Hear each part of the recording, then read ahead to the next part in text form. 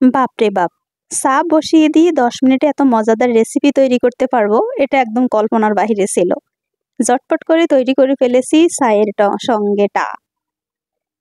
চা খেতে গেলে যে হালকা পাতলা একটু কিছু খেতে হয়, তো হালকা পাতলা নাস্তা হচ্ছে এটা। আর এটা কি দিয়ে তৈরি করেছি সঙ্গে থাকুন, দেখতে থাকুন। আসসালামু আলাইকুম।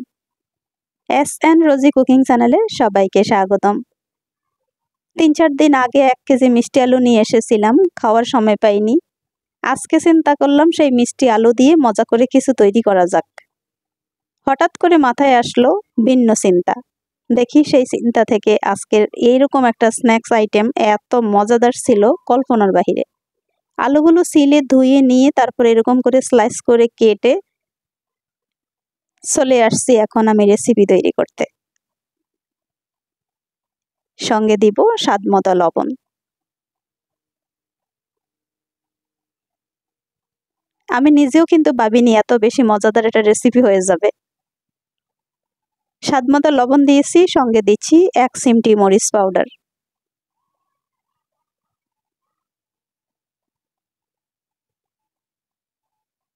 একেবারে সুন্দর করে মেখে নেই এখন।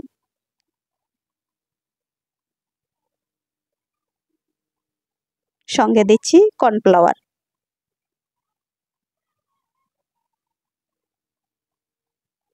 এখন আলুর সঙ্গে কর্নফ্লাওয়ার একবারে মিশিয়ে নিব।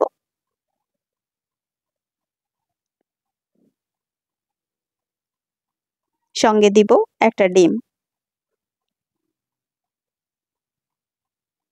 ডিমটা দিয়ে আবারও সুন্দর করে আলুগুলো মেখে নিব, একেবারে যাতে প্রত্যেকটা আলুর গায়ে গায়ে ডিম লেগে থাকে। সর্বশেষে চলে আসলাম চুলায়। পরিমাণ মতো তেল দিয়ে তেলটা যখন হালকা একটু গরম হচ্ছে তখনই দিয়ে দিব প্রত্যেকটা আলুর স্লাইস।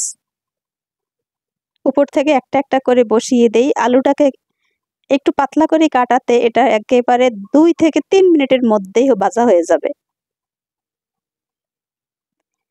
তেলের মধ্যে দিতে না দিতে একেবারে সবগুলো সুন্দর করে বেশি উঠেছে।